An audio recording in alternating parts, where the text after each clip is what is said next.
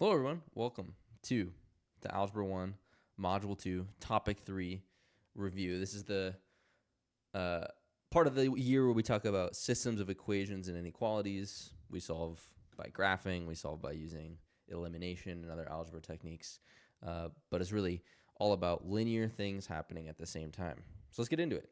I'm just going to go through the left side of the review packet.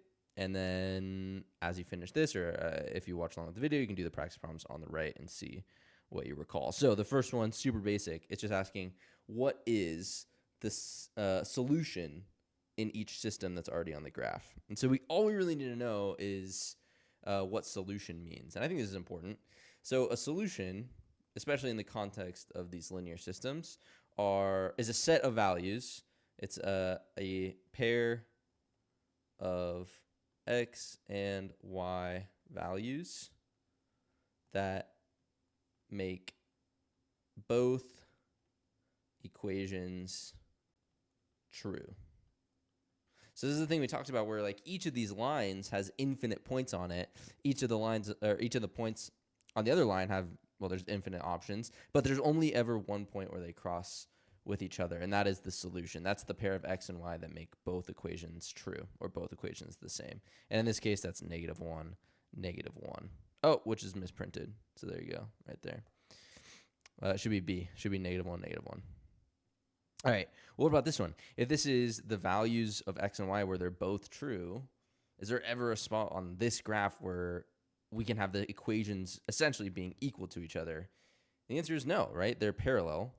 So they're going to go on forever in these sort of like parallel directions. They're never going to cross. They have the same slope. And so that means there is no solution to this system. These equations have the same slope, but are different y-intercepts. So no way they're ever going to cross or ever going to be equal. All right. So now that we know what a solution looks like on a graph, let's see if we can figure out some solutions in the context of just given some equations.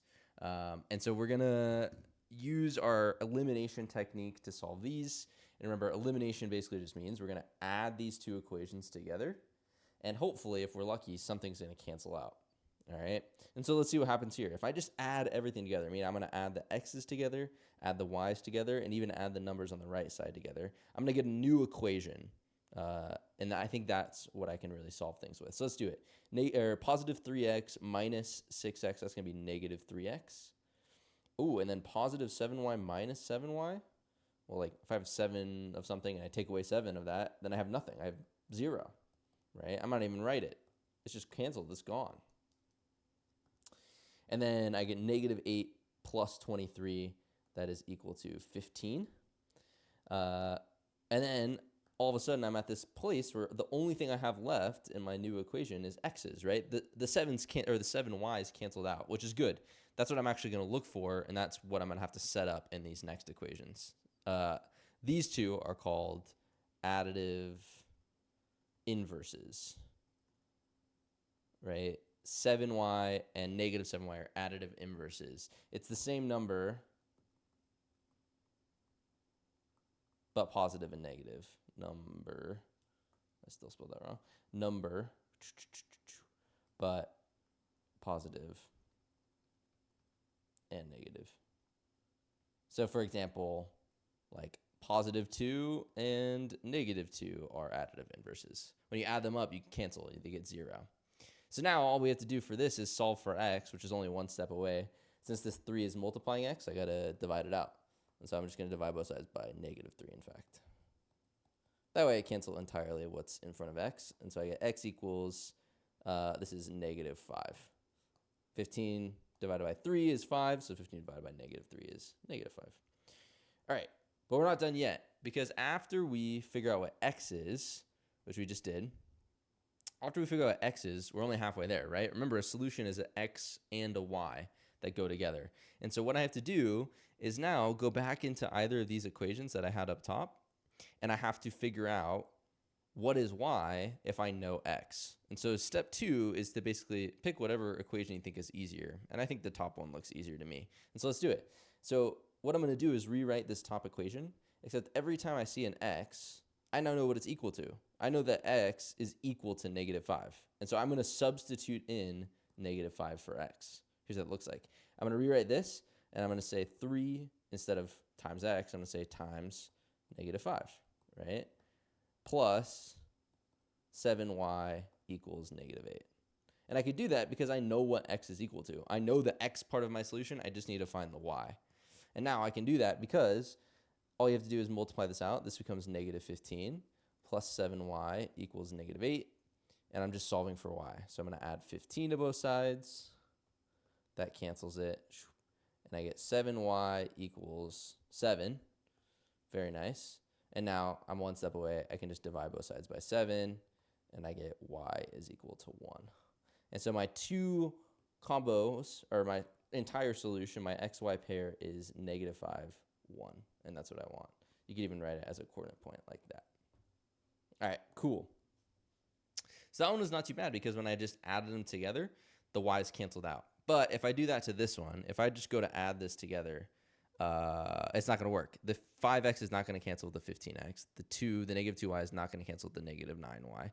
And so we really actually need to change something with our equation. We need to create additive inverses in this problem, which aren't already there.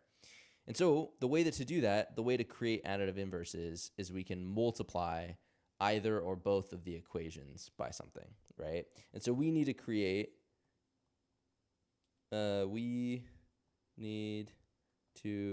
make additive inverses appear. We're going to do a magic trick. We're going to make additive inverses appear.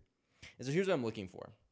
I need to figure out if I can turn either the x's or the y's into additive inverses, meaning the same number but positive and negative.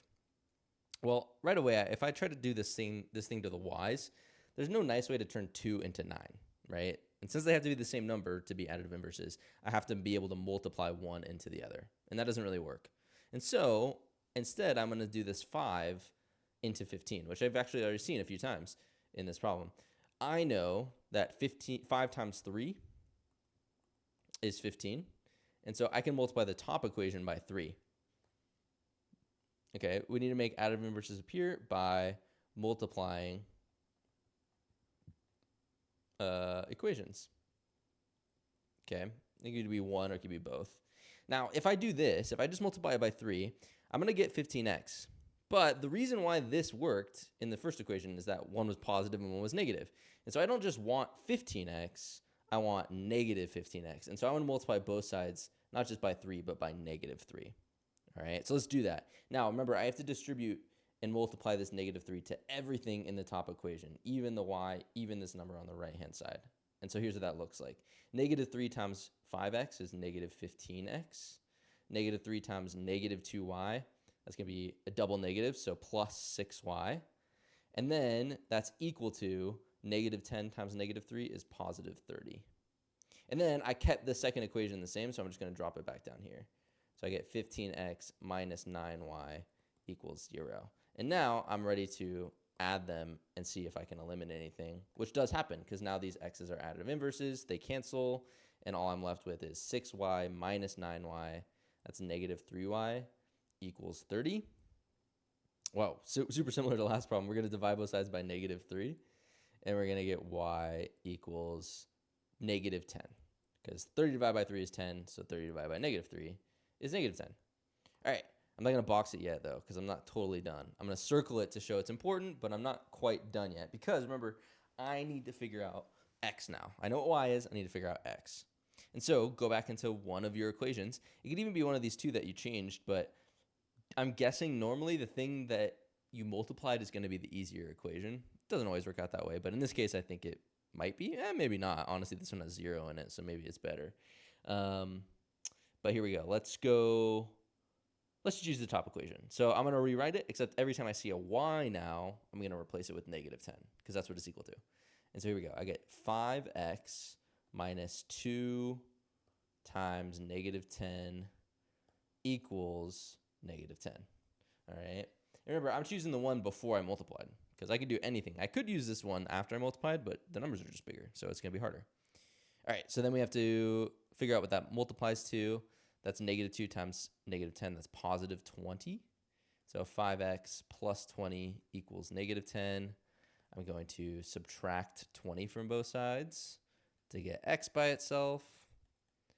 And then that's 5x equals negative 30. And then I'm going to divide both sides by 5. And I should get x equals negative 6. And so that's my actual final pair is negative 6 comma negative 10. That is when those two equations are equal to each other. All right, last one of these. Now this one is tricky. This is a tricky one because like I just talked about in the first one, I'm looking for, or not in the first one, the second one, I'm trying to look for ways that I can turn x's into additive inverses, right? And I normally can do that by just multiplying one equation. But in this case, there's no nice way to turn 7 into 9, and there's no nice way to turn 2 into 7. And so we're going to have to multiply both in this one. Now, this is actually a good tactic if you're somebody that likes doing a method that always works but might take a little bit longer, then this might actually be for you. And here's what I'm going to do. So just because the numbers are smaller, I'm going to try and cancel the y's. You can do x's or y's, it doesn't matter. But here's what I'm going to do. If I want to turn these into additive inverses, I need to really find like a common multiple of 2 and 7, right? I need to find a number that 2 can go into, that 7 can also go into. And the easiest way to do that is to just say that 7 times 2 is 14.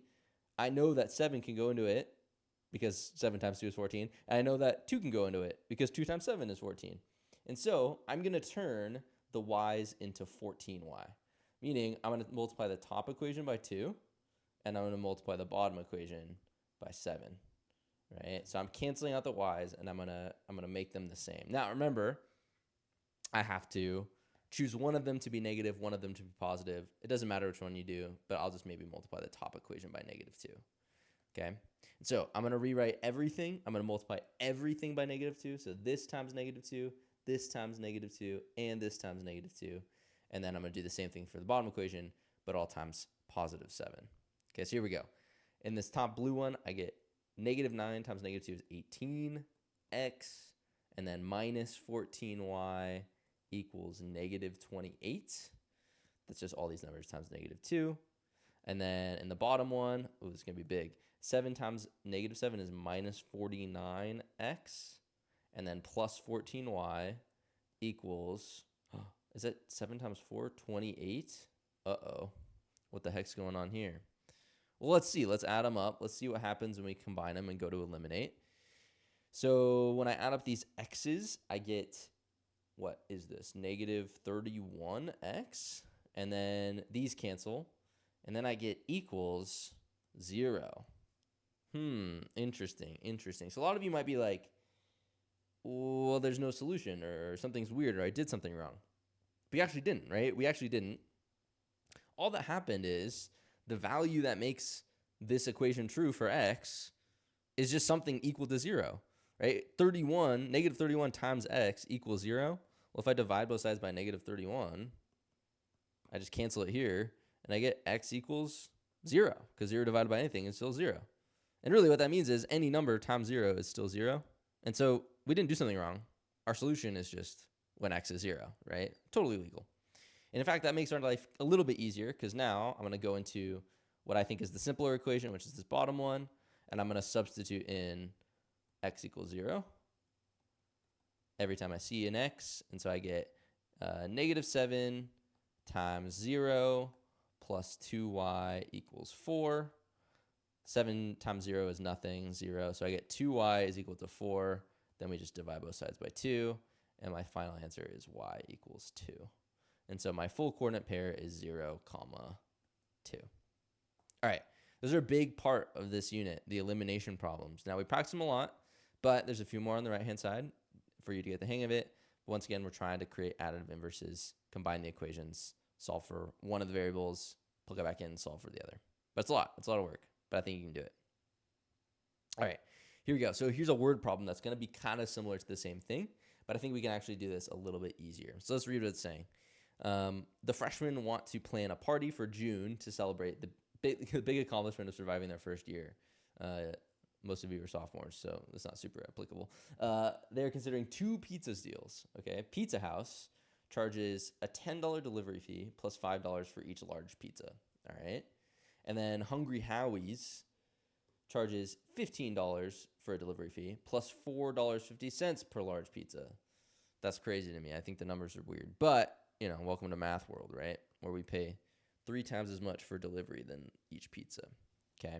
So it says, write a system of linear equations to model the two deals. And then how many pizzas are the two deals equal, right? So normally in these ones, you might be like, can we describe which one's better, which one's cheaper? And oftentimes what it'll be is one will be cheaper for a certain amount, and then they'll be equal, and then the other one will be cheaper. And so what we're trying to do is figure out when they are equal. All right, so let's set up these equations. And so we need two variables. And you might be thinking that delivery fee and the price of the pizzas are the variables, but really it's not, because the delivery fee isn't a variable. It doesn't change between each place that you order from. The two variables that we're going to deal with, which is very often the case for these word problems, you're going to have y, which I think is going to be the total cost, right? Like that's what we care about, is when are the two deals equal in cost? Well, then one of our variables has to be cost. And the other thing that's changing, the thing that changes the cost, is how many pizzas we buy. How many pizzas? Now you could use x and y, or you could use another thing too, but I'm going to use x and y for this. But you could very easily set this to be like t, and this to be like p. Actually, let's do it like that. Let's do it like that. And so let's do it for a pizza house. Let's figure out what is the equation that represents that. Well, what we know about them is that they have a $10 delivery fee plus $5 for each large pizza, right? So if we're calculating, we would basically figure out that if we bought one pizza, it would cost us $15. And then if we bought two pizzas, it would cost us $20, 2 times 5 plus 10. And really what we're doing is we're taking $5 and we're multiplying it times the number of pizzas we have. So 5 times P. And then because we only have to pay that delivery fee once, we're just going to tack on $10 at the end, right? And so this little statement, 5 times P plus 10, if I plug in a number of pizzas, it's going to spit out how much I'm paying, which means that what it's equal to is T, right? All right, for Hungry Howie's, it's very similar. We know that the total cost now this time is going to be the same setup, but with different numbers. It costs $4.50 per pizza, so $4.50p, plus a $15 delivery fee, so $15 at the end. All right, and there's our system. There's our systems of equations. And then in part B, it's asking at how many pizzas are the two deals equal? And you might be enticed to, like, I don't know, try to change an equation around or add something and eliminate them. But really all it's asking is, when are the total costs going to be the same? Which means if this thing is equal to T, if the first pizza house, the pizza deal is equal to T, and this thing is equal to T, well, then these two things are equal to each other, right? They're both equal to T. And so if I just set them equal to each other, 5p plus 10 equals 4.5p plus 15, or 450p plus 15.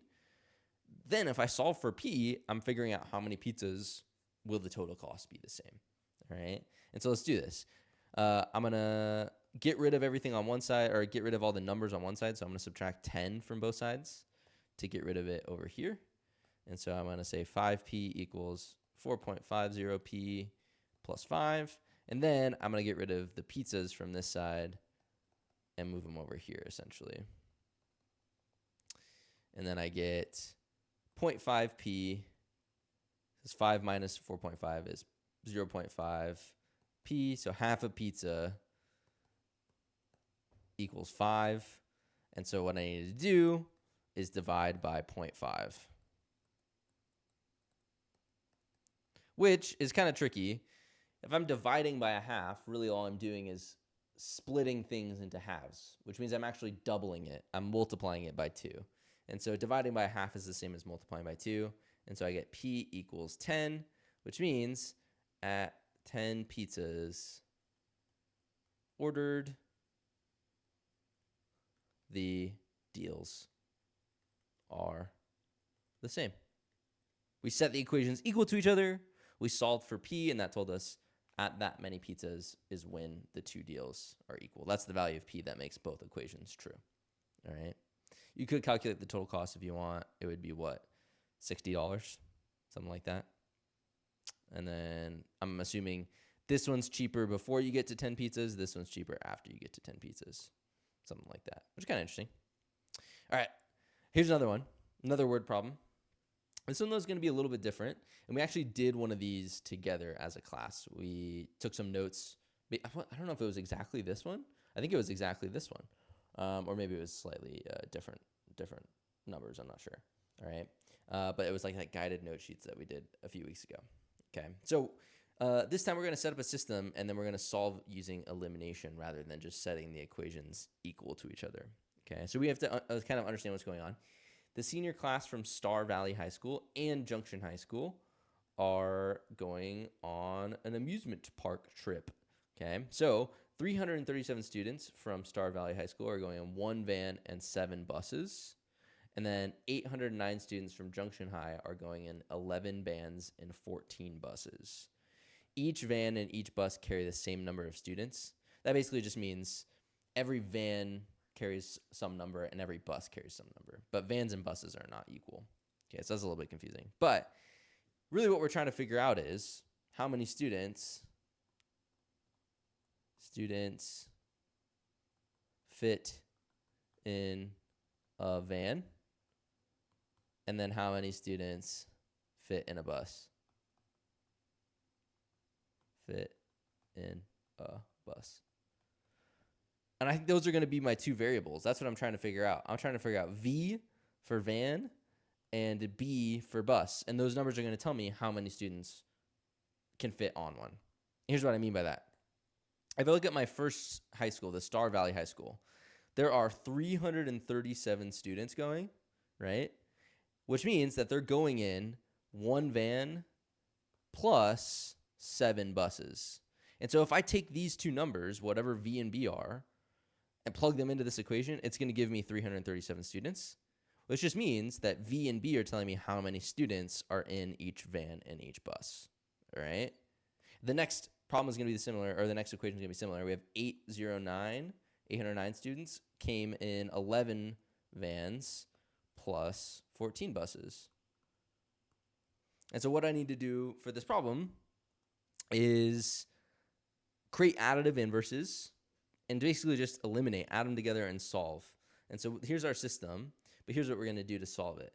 So I'm noticing right away that I can turn 7 into 14. So I can create an additive inverse there.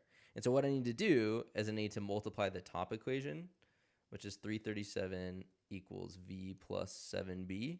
I need to multiply this by -2 to turn it into -14 so that it cancels with the buses over here. Okay, so let's do that. Let's rewrite this one and then redo the whole system. All right, so -2 times 337 is 674, I believe. Yep, equals -2V minus 14B. And then I'm going to add it to this equation, equals 11V plus 14B, like this. And I know the numbers are kind of on the wrong side. It doesn't matter, right? We're just adding up equations. All right, so here's what we get. 674. Oh, sorry, this is -674 because I multiplied by -2. I forgot to say that. So -674 plus 809. Ooh, I need a calculator. I can't do it in my head. 809 minus 674, 135. Which makes sense. I do remember doing this one in class. We did do this one in class. Equals 9V. And then these two cancel out. So we have to take that last step again where we divide by 9 to figure out that 135 divided by 9 is 15, which means that 15 students fit in each van. So then we go back into an equation. I would say the Star Valley one, this one. And we're going to say that 337 is equal to 15 plus 7B. We then subtract 15 from both sides. I know that 15 is V now, right? We solved for that, so I just replaced it with this. And then I get 337 minus 15.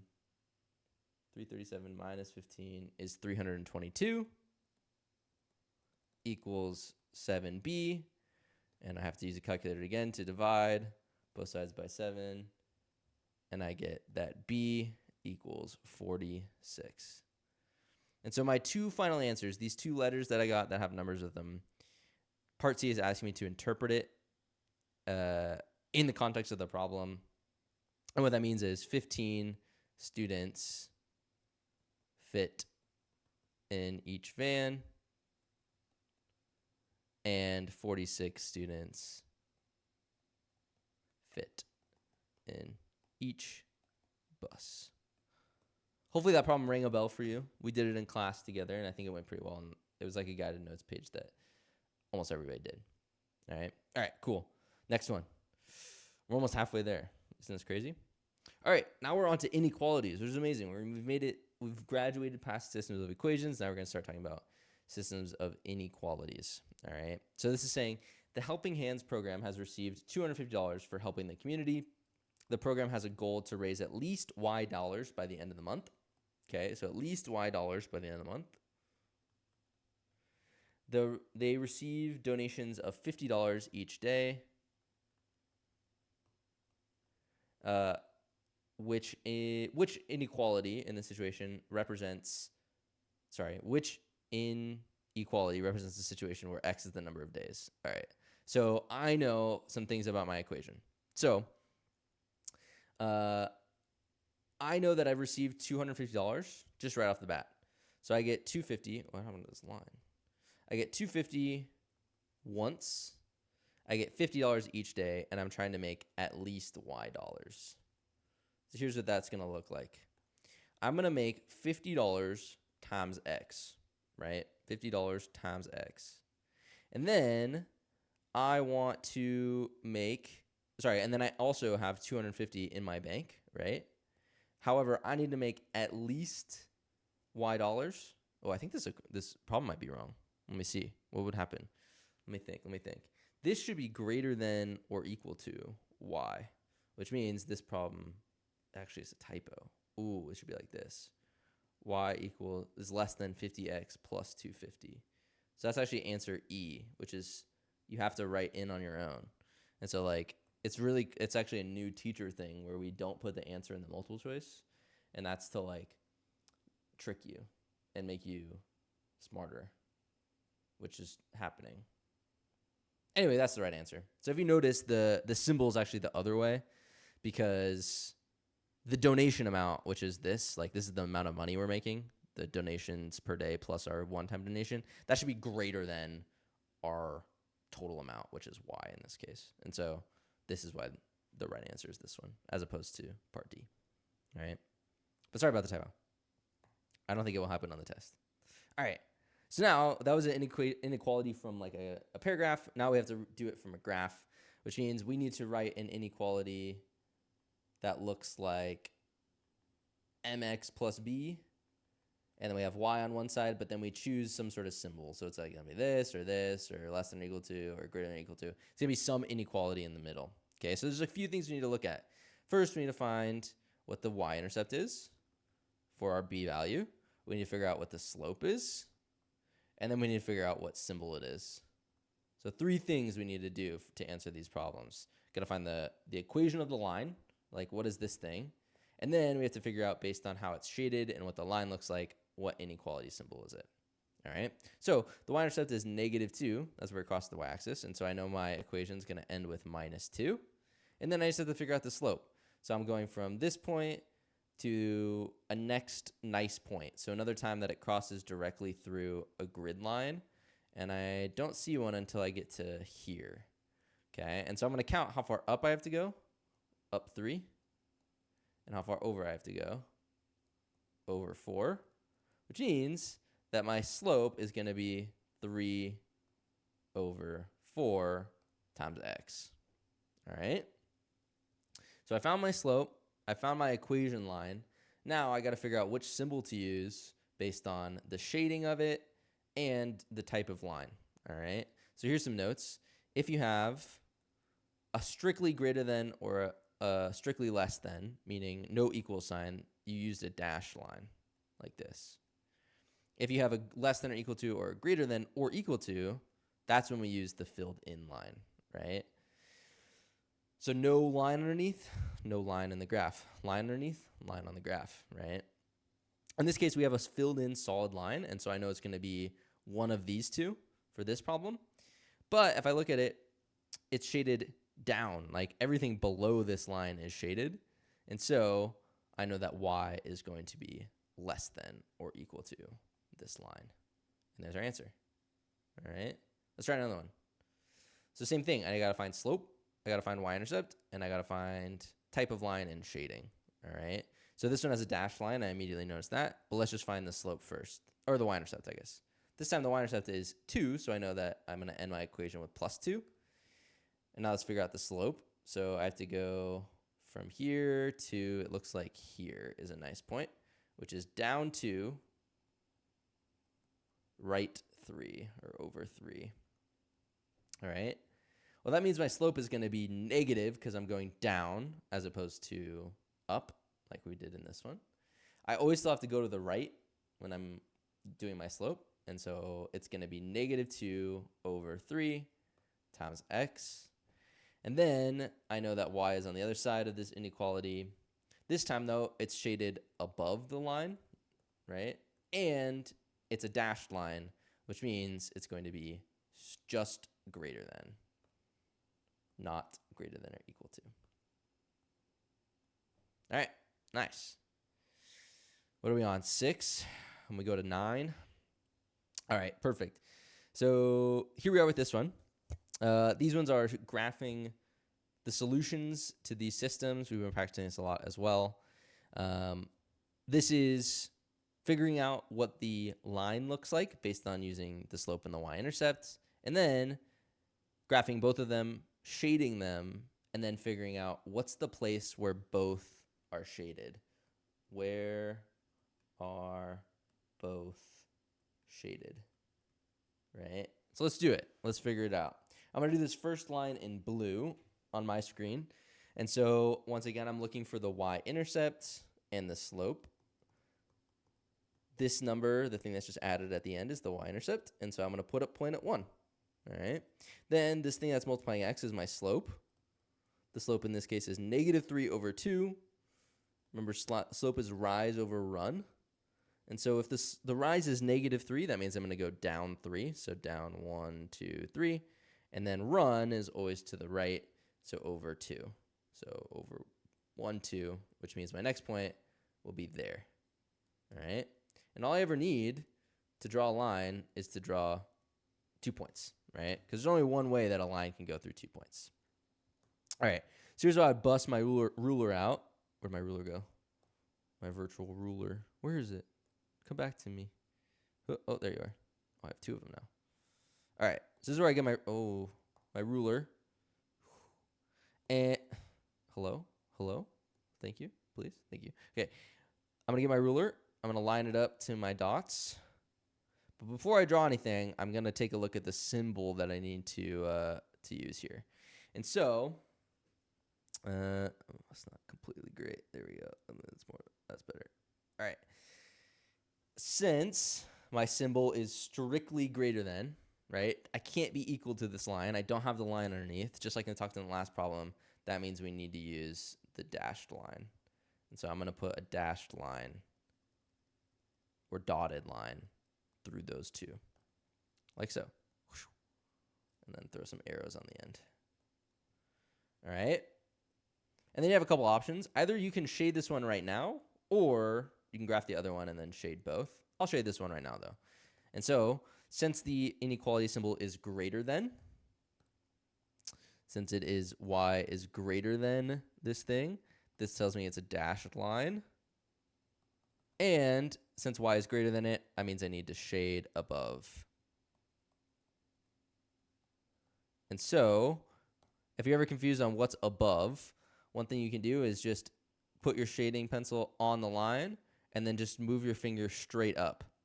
And that region of the graph you're in is what you have to shade. You have to shade everything above that line, that entire like half plane.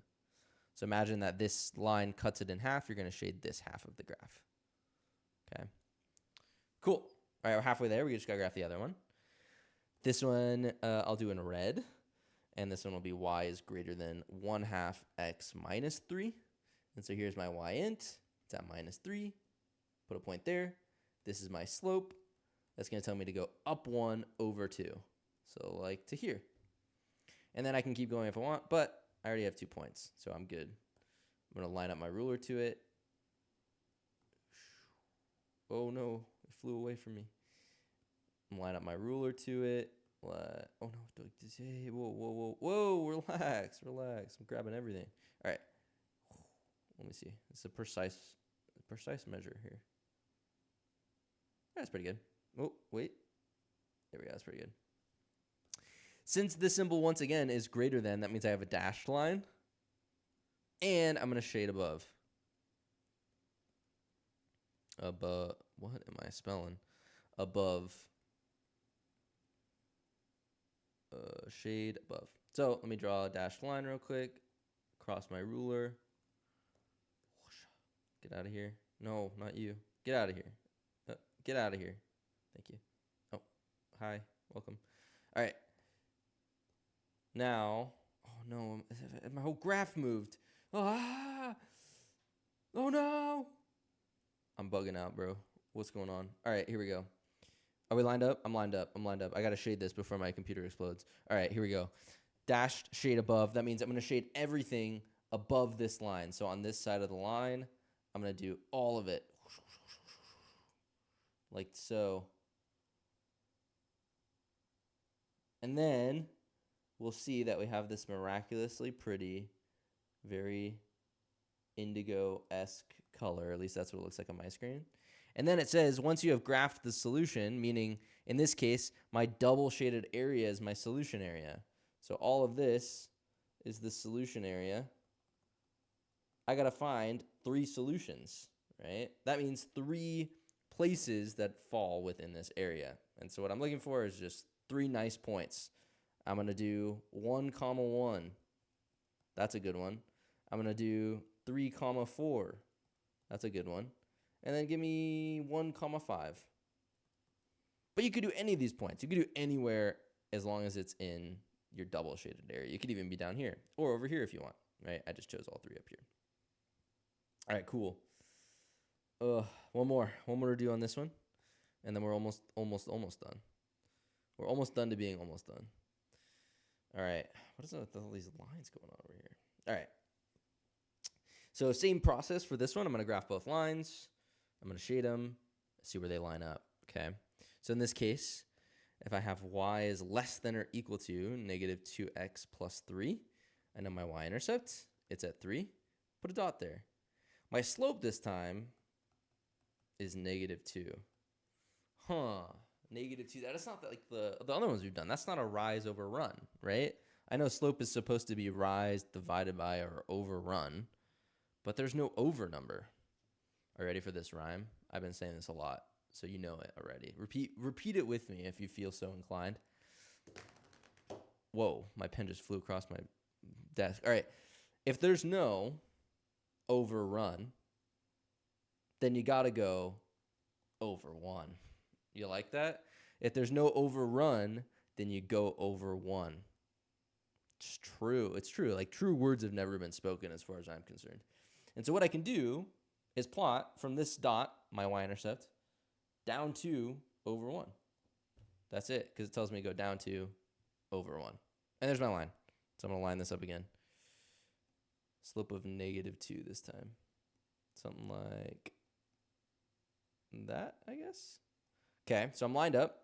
Then what kind of line do I need to use? Well, if I look this time, actually can be equal. So this is going to be a solid line. And because it's less than, I'm going to shade below.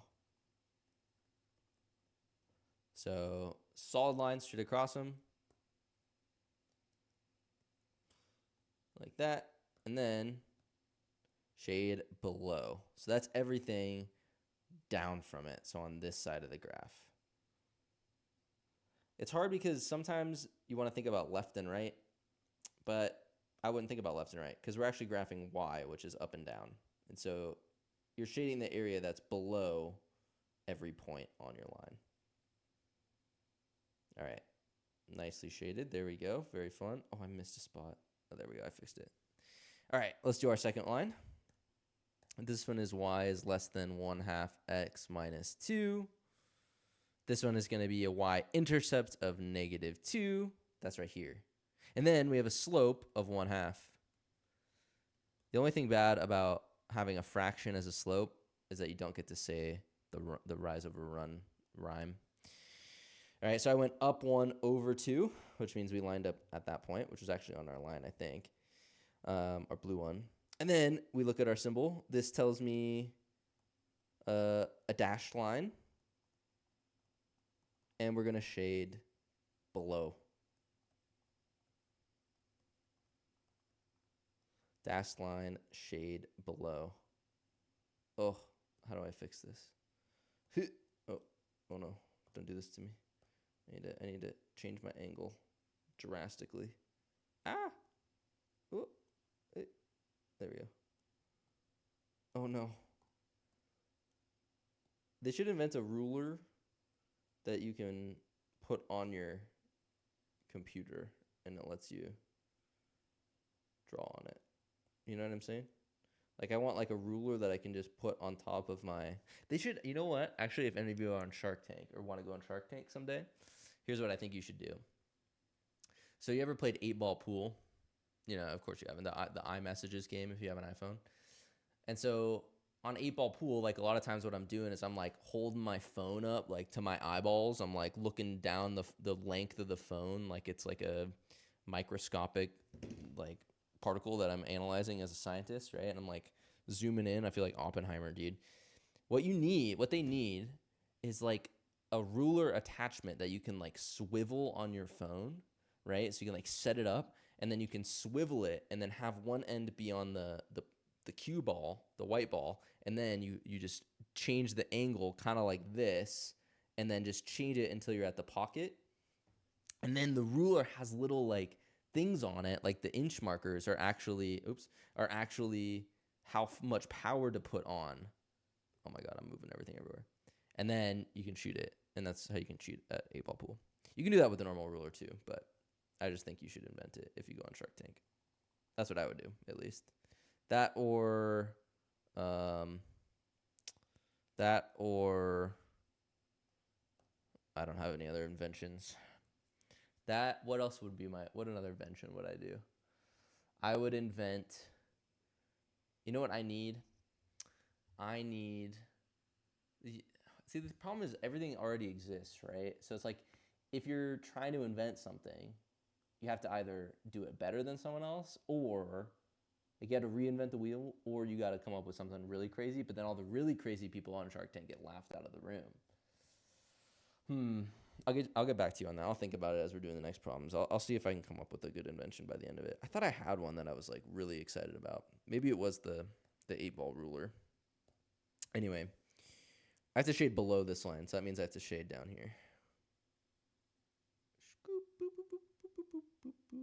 Like this. Nice. So then we have this dark area. That's our solution area. We got to find 3 points in it. Let's do this one. Let's do this one. And let's do this one. That's 0, -3. That's -2, -5. And that's 2, -4. Boom, dude. Look at this page. We really went to town on this page. We marked it up. We got rulers, we got lines, we got shaded. It's pretty. Look at it. I even got 2 rulers. All right, we got 2 more problems. We can do it. If you can do it, I can do it. Are you in with me? If you've given up, if you're on your phone right now, if you're in class and you're watching this and you're on your phone right now, dude, come on, man. I haven't looked at my phone in however long it's been. How long have I been recording? I've been recording for 44 minutes. I haven't looked at my phone yet. Okay. Oh, geez, Louise. All right, we can do it. It's Jeff. His name, Jeff. Jeff wants to purchase a gym membership for the summer. The fitness club charges an initial fee of $50 plus $5 per month. That is insanely cheap. Are you kidding me? That is so cheap. What? The workout zone charges an initial fee of $20 plus $10 per month. You know, this is something that you'll never take for granted. I hope you never take for granted, okay? So if you go to college, right, you're going to get a gym membership that's included in your tuition. Now, obviously, you're like paying for it because you're paying for tuition or whatever, but it's going to feel like it's free because you know, you don't really look at you pay your tuition, you send a check in, whatever. It's like, oh, I'm going to school. If you get access to like your school's gym or like rec center, like you got to go every day. Like the only thing that I regret, well, actually I regret a lot of things, but one thing I regret from like my first 2 years of college is I never went to the free gym. And then I started going and realized how cool it was. There was like tennis rackets, there's swimming pools, there was a golf range, there was like basketball indoors. I used to play in like a under 6 foot rec league. You know, like you can't take that stuff for granted. So anyway, if you find any membership charge like this, like take it, dude. That's insanely cheap. All right. Anyway, what are we doing? Write a system of equations that can use to determine which company offers the better deal. Let X represents in months. All right. Yeah, sure. All right, cool. So we have X representing months. And then kind of like in the pizza problem, the thing that we really care about is how much it costs. So let's let Y be total cost. All right. So fitness club. Let's do FC. FC for fitness club. That's going to be the total cost is equal to $5 per month, right? That's here. Plus a one-time initial fee, $50. Okay.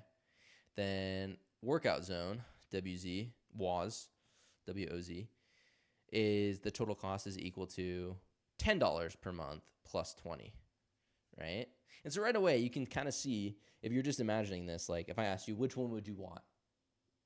Your initial answer will probably be like, it depends. It depends how long you go. And that's exactly true, right? The slopes are different, but the starting values are the same. So if you're like, I'm going to work out for like 2 months, you probably shouldn't pay the one that's going to charge you $50 right off the bat. But if you're going to work out for a while, let's just see what happens. Let's just graph the solutions, right? So let's bring these down. Okay. We have a nice little graph. Let's label our graph. Let's be responsible people. Okay, let's label this graph. So X is going to be time in months. Time in months. And then Y, which is up here, that one's going to be total cost. All right. So here we go. I'll do FC in blue. Initial fee of $50, meaning if I spend 0 time at the gym, if I'm at 0 months, I still have to pay $50. But then for every month, I pay 5. And so I need to go every month brings me up 5. That's like this. If you take a look, each one of these boxes is 10, so I'm going halfway in between each. All right? Give me my ruler back.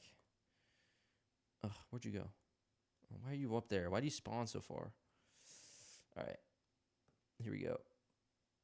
I'm guessing it's going to be a nice little 20-degree angle.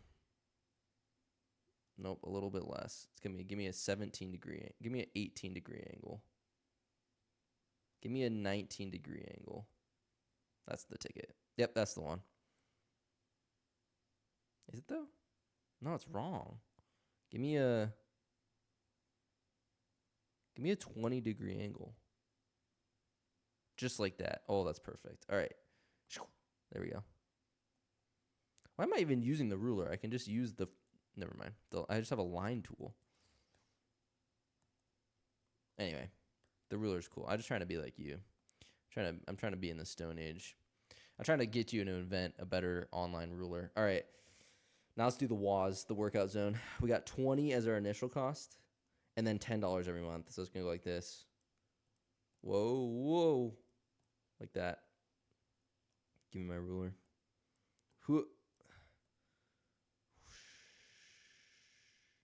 Surprisingly, not a 45-degree angle. I thought it would be 45. It's not. I guess the boxes aren't boxes. Something like that. Yeah. That looks great. We graph the solution to the system. So then, analyze the cost for each plan to determine which plan is better. But, well, there's a really important point, right? It's kind of like the pizza one. There's a point at 6 months, which is $80. They're the same. However, if I'm looking at total cost, right, I want to be as low as possible on this line on the y-axis if I'm just cared about cost. For the first 6 months, for the first 6 months, workout zone, WAS, is cheaper, which makes sense. I'm paying less of a starting fee, but more every month. So the fewer months I go, the cheaper it's going to be. WAS is cheaper. But after 6 months, the other one is cheaper. Fitness center is cheaper. What is it? Fitness something? Fitness club. But after 6 months, FC is cheaper, which makes sense, right? It's more of a hefty starting cost, but the slope is smaller. And so 6 months is that initial point. If you're going for 6 months, it doesn't matter which one you have. It's going to be the same. But overall, if you're going to go for a year, if you want to sign up for a membership and you're going to do it for the rest of your life, FC is going to save you a lot of money in the long run. But if you're like signing up for like your New Year's resolution, you probably want to do the workout zone because you're going to quit by like February. I'm already quitting my New Year's resolutions. It's not even the end of January yet. All right. So there we go. There's our answer. Oh, we got one more. Oh my goodness. And this one's kind of fun. Now, granted, this one's a lot, but we're gonna do like an art piece here. All right. Now, I really want to formally apologize for these graphs because these graphs, I don't know if you've noticed, but there is no center on these graphs. It is not good. See what I mean? Like if I put it on this line, I'm off center. This is the middle of it, which is awful. So I'm just going to put it here and then we're just going to deal with it and not complain. Oh my God, it's just so bad. Ugh. It looks disgusting. I can't I can't do it. Oh my gosh. Anyway, I'm so sorry. I apologize. Oh, I'm sorry. I couldn't find any better graphs. Okay. Sorry. Oh God. Okay, here we go. I got a graph, 4 lines here, and then we're gonna shade all of them, and we're gonna figure out what is the quadruple Venn diagram middle area. What is the 6 degrees of Kevin Bacon solution to this system of equations? All right, we got a quad system of inequalities. Rather, we're gonna shade all of them at once. All right. So first things first, let's graph this one. Let's do it. Let's do each in a different color. I'll do this one in red. So y is less than 1/3 x. All right. Well, in this case, I don't have a y-intercept, which means my y-intercept is at 0, which I'm saying is right there, but once again, it's not. Here, can I actually just? I might do one of these. let me just get rid of this box real quick. It's gonna hurt. Nah, you know what? It's fine. I'm just gonna deal with it. All right. Then my slope is 1/3, so I have to go up 1 over 3, like this. All right.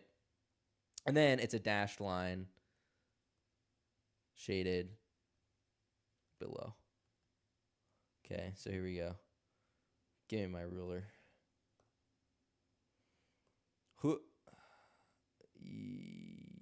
Yeah. Oh, yeah. Oh, maybe. Can I do it? Yeah, let's do it. That's nice. All right, so dash line. Oh. Shaded below. Give me my highlighter. Pink. Scoop. I feel like this quad shaded area though is not gonna look good. If I'm gonna be honest, I'm sure it's gonna look bad. Also, I did a really bad job of board. I'll make the borders nicer. Hold on. Don't you worry about it. We're gonna make a pretty picture. All right. Next up, y is greater than or equal to 3/4 x plus or minus 5. All right, y-intercept at -5. 1, 2, 3, 4, 5. That's here.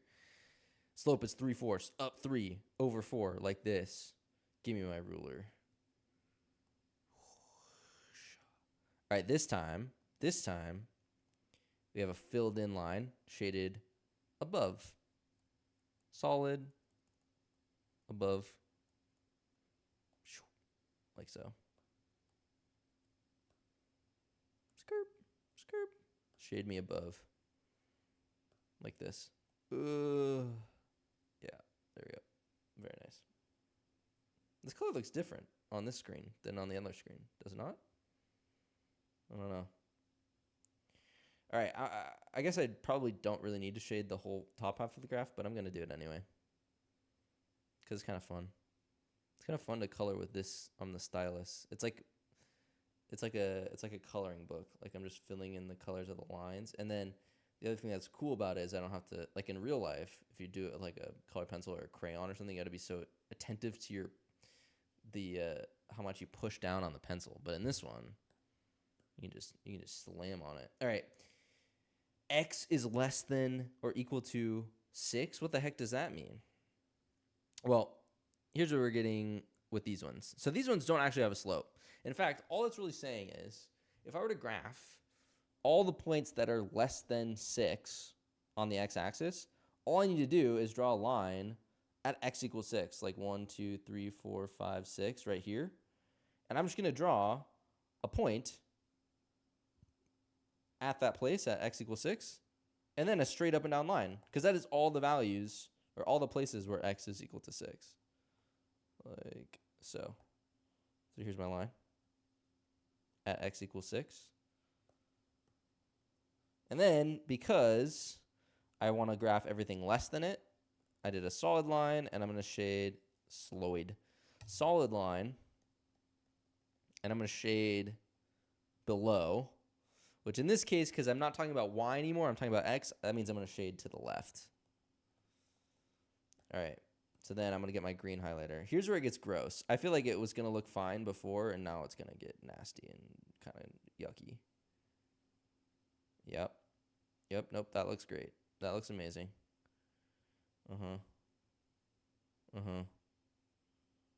Yep. Also, the green on the bottom doesn't look any different from the green in the middle. You know what I'm saying? But that's okay. Hopefully everything will work out. I might be overloading it with the colors. Don't tell me I missed a spot. I see it. It's kind of satisfying. It's like one of those rug videos on TikTok. You ever watch the guys clean the rugs? They just like fold up a rug and then they just like throw it in like a muddy river, and then they pull it out, and then they like soak it, and then they use like the carpet vacuum and like the little like spinny carpet sud cleaner, and then they like put hydrogen peroxide on it, and it's like this time lapse, and then meanwhile you're watching like a podcast on the top half of your screen. Anyway, last but not least, x is greater than -2. That is going to be a line at -2. This time it's shaded right and it's dashed. Okay. I'm graphing all the points where x is 2. It's right here, or -2. Like so. Oh, wait. Those two little ones are going to bother me. Sorry, I got to undo the whole thing just just to fix that. There we go. All right. And then I'm going to shade everything to the right of it. Do I have an orange highlighter? I could do this one. You think this is going to look good? Nope.